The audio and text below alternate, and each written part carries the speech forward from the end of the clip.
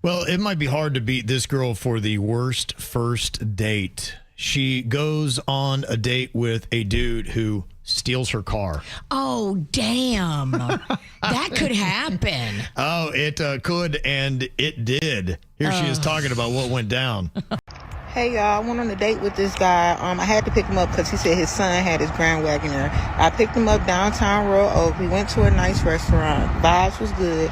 He looking for his phone. He think he left his phone in my car. Do I mind giving him my keys so he can go to my car and get his phone? No problem. I gave him the keys. He was gone for like 10, 15 minutes and he stole my car. This where my car was parked at.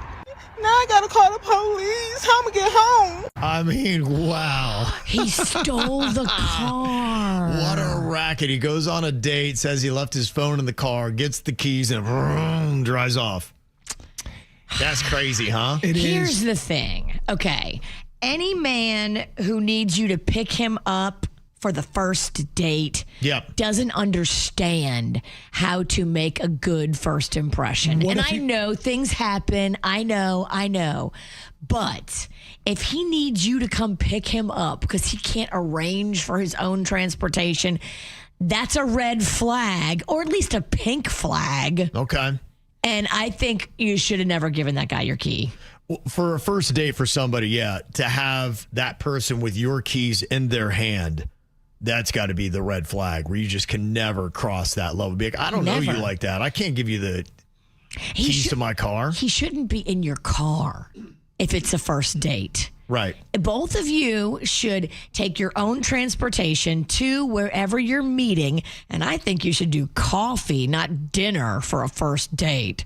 Because I know within the first 5 minutes if this is going to go any further. Yeah, I think that does kind of break down the saga. I want to get to that here in a second, of some things to save yourself maybe from the agony of these terrible first dates. Because there are some different ways of rethinking the first date that could save you. And I know a lot of my girlies out there, they're just looking for that free meal, especially if money is tight. And so you want to go on a first date, a dinner date. I get that.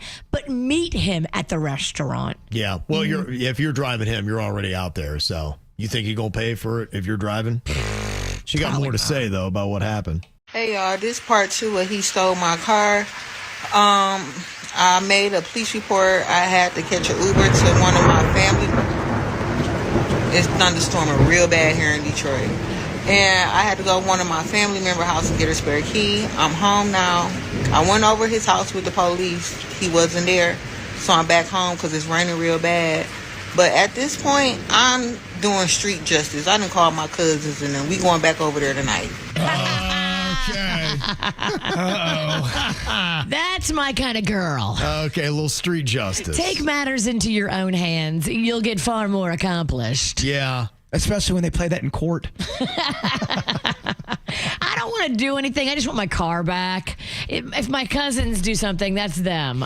Well, what do the guy think? They're not going to find him?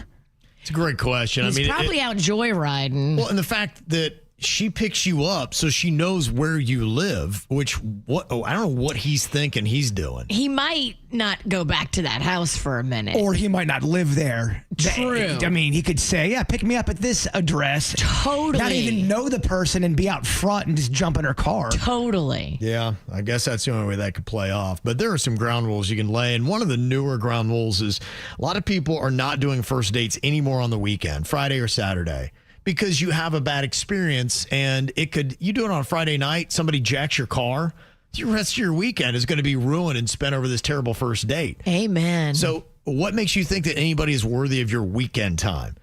So if you're looking for a first date, they are saying that maybe look to Wednesday. When they've talked to people, they said that is what is becoming the most popular first date night because it's a little bit more relaxed. It gives you a pleasant midweek escape. There's less pressure than if you do it on the weekends.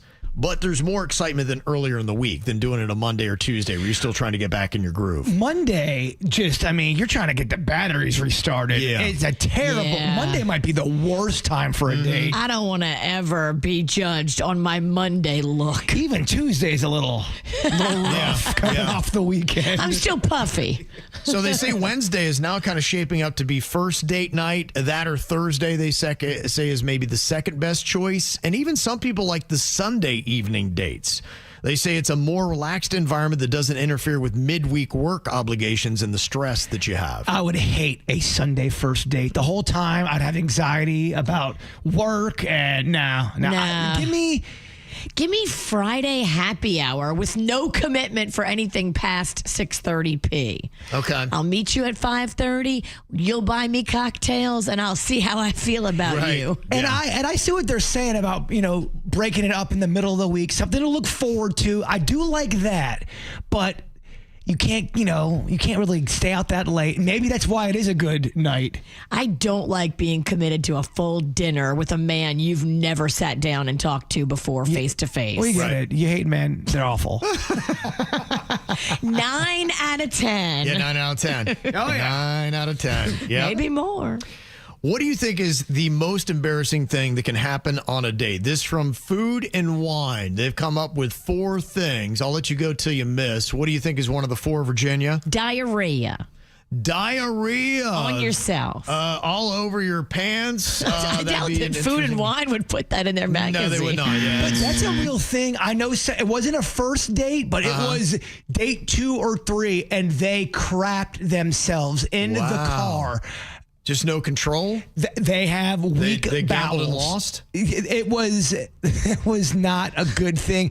And The O-ring is loose. it's loose. And I will say they stayed together for quite a while after. Okay. Wow. Yeah, it wasn't a deal breaker. At least that wasn't. How romantic. But it was embarrassing. / desperate. It was Yeah, right. embarrassing.